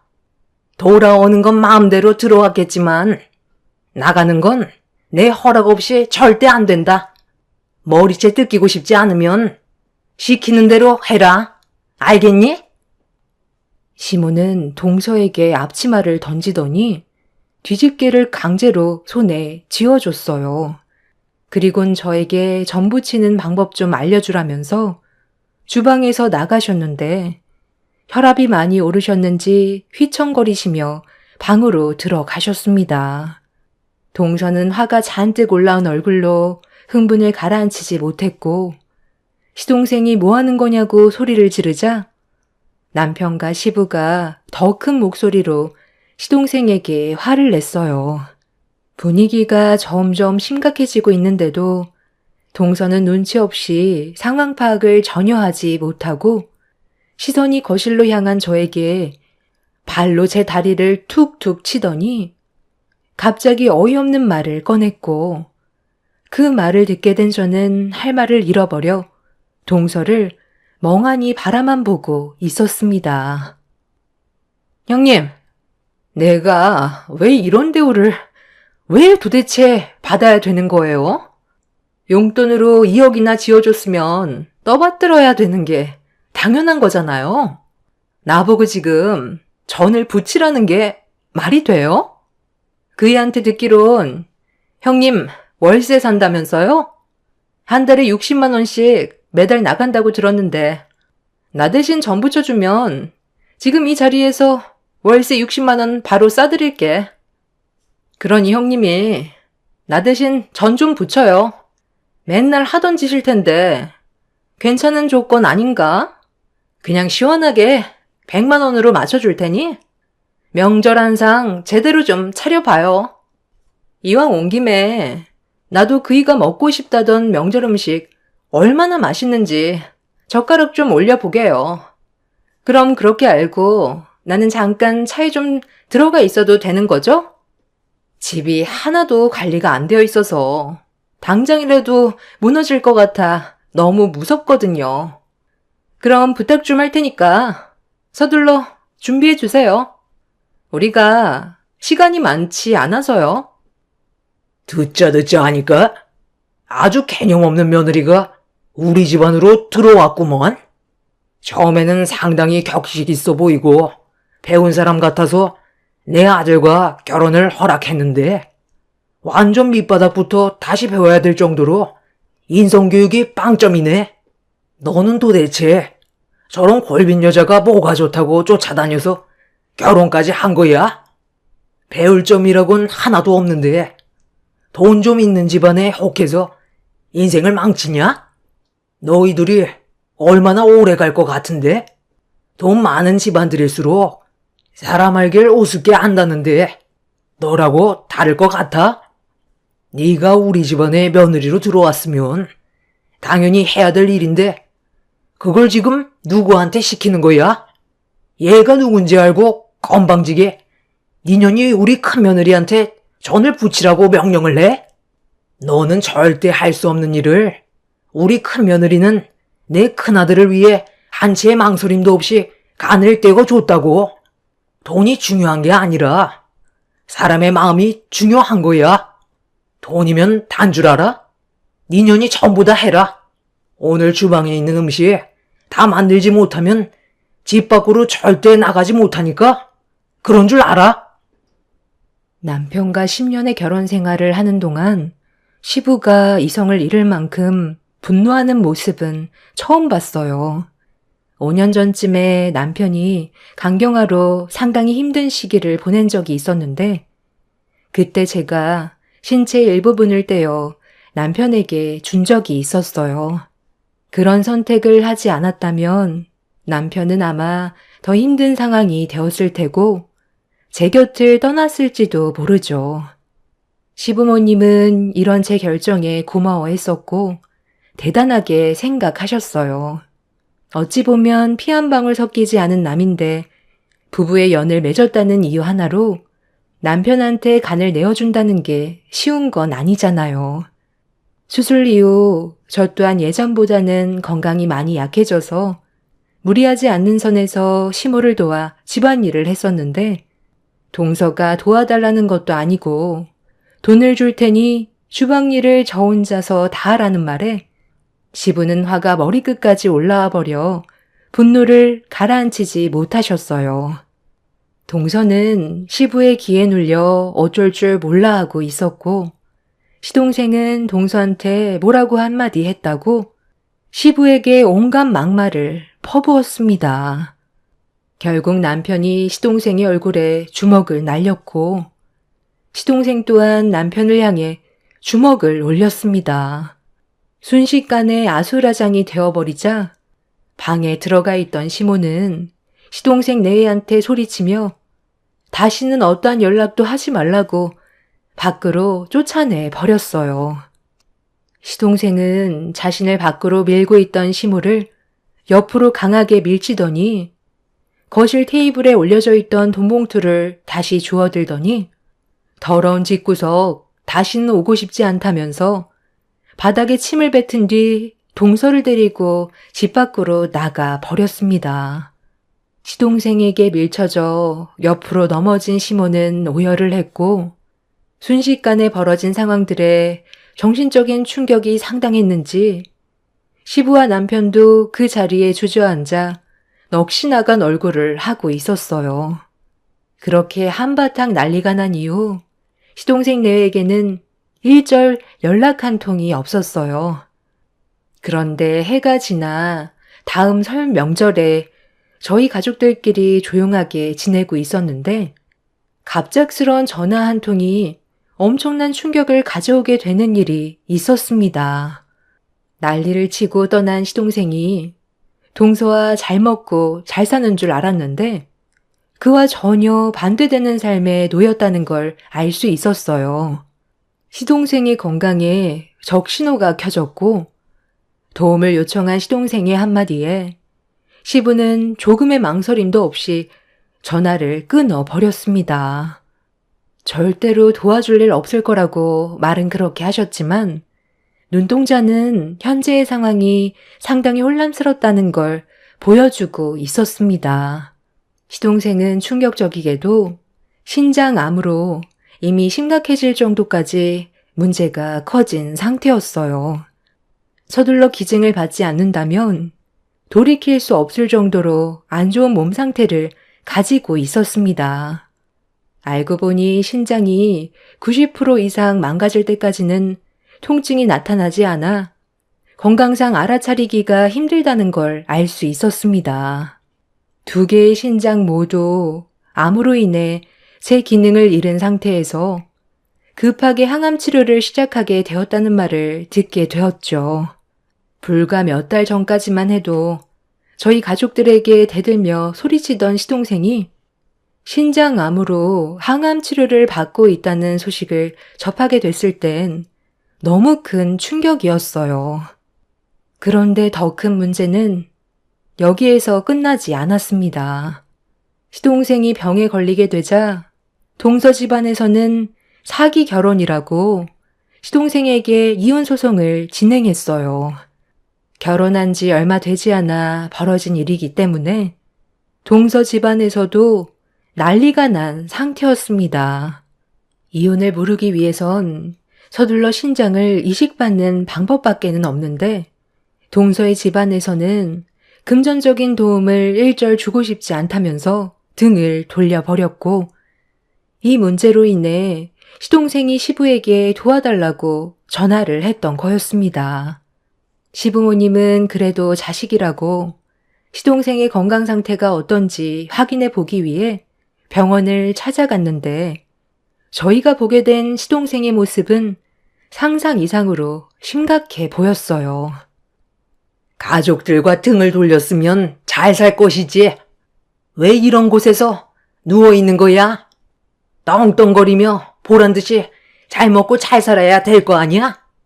너는 엄마 아빠 보기 안 부끄럽니? 제가 두 분께 무슨 말을 할 수가 있겠어요.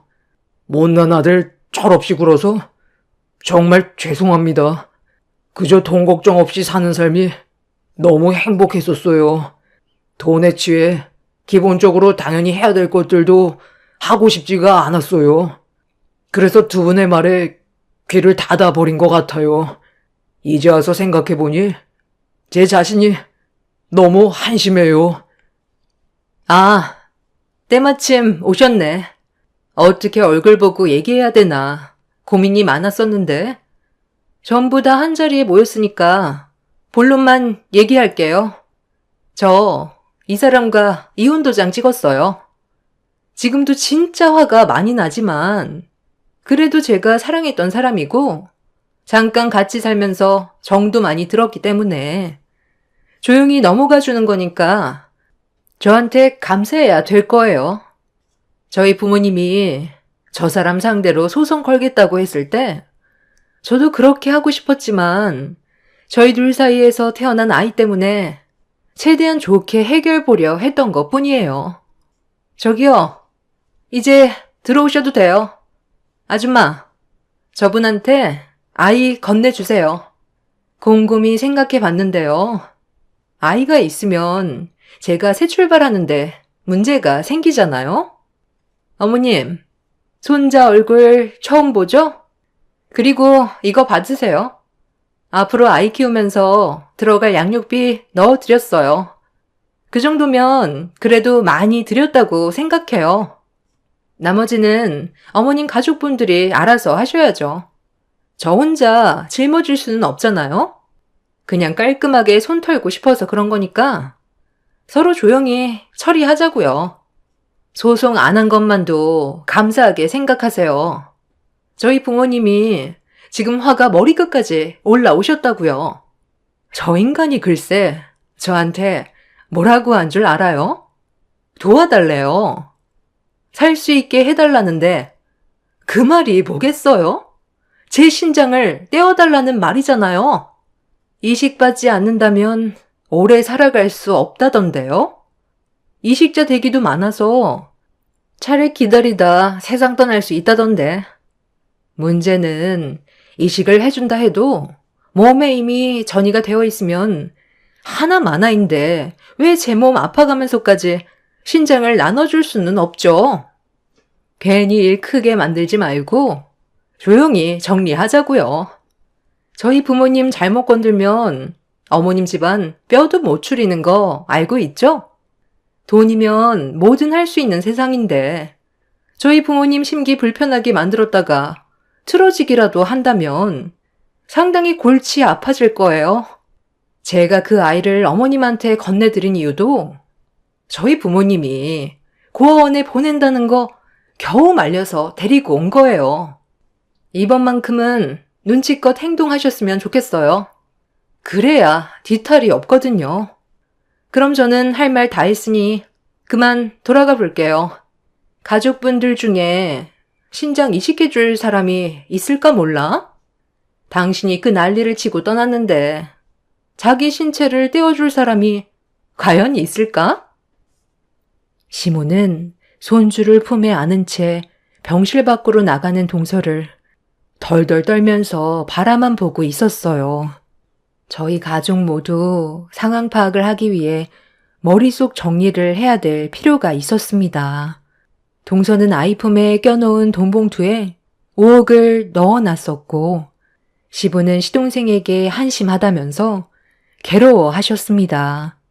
시모 또한 정신적 충격에 아무 말도 못하고 있었어요. 시동생은 계속해서 죄송하다는 말만 반복했고 결국 아이는 시부모님이 돌보게 되었습니다. 이미 이혼 도장까지 찍은 마당에 일을 더 크게 만드는 건 저희 가족들이 불리해질 거라는 걸 뻔히 알고 있기 때문에 문제를 키우고 싶지 않았어요. 시부모님은 그래도 자식이라고 시동생을 살리기 위해 치료에 필요한 건 적극적으로 도와주셨지만 시동생의 건강은 시간이 지날수록 점점 악화가 되어가고 있었습니다. 신장을 언제 이식받게 될지도 모를 상황이라 고민 끝에 시부는 신장을 나눠주기로 결심을 하셨습니다. 가족 간 이식이 제일 좋은 방법이긴 하지만 시부의 연세가 있어서 망설일 수밖에 없었는데 시동생의 건강이 날이 가면 갈수록 안 좋아져서 결국 평소 몸 관리를 철저히 하셨던 시부가 이식을 해주기로 결정하게 되었습니다. 가족 모두 걱정을 하고 있지만 치료가 무사히 잘 끝나길 간절히 바라고 있습니다. 이번 추석이 지나면 바로 수술에 들어가게 될 텐데 모두가 무사히 성공적으로 잘 해결됐으면 좋겠어요. 그리고 아주 잠깐이었지만 동서였던 그 여자는 저번 달에 음주운전으로 역주행을 하다가 트럭과 정면 충돌을 하게 되는 큰 사고를 당했다고 들었습니다. 목숨은 건졌지만 반신불구라고 하더라고요. 하는 짓을 보면 언젠간 그런 일이 터질 것 같은 느낌은 들었지만 막상 이런 소식을 접하게 되니 많이 놀라긴 했어요. 사고 소식을 듣고 건강이 안 좋은 시동생은 울다 웃다 한참을 정신 나간 사람처럼 오열했어요.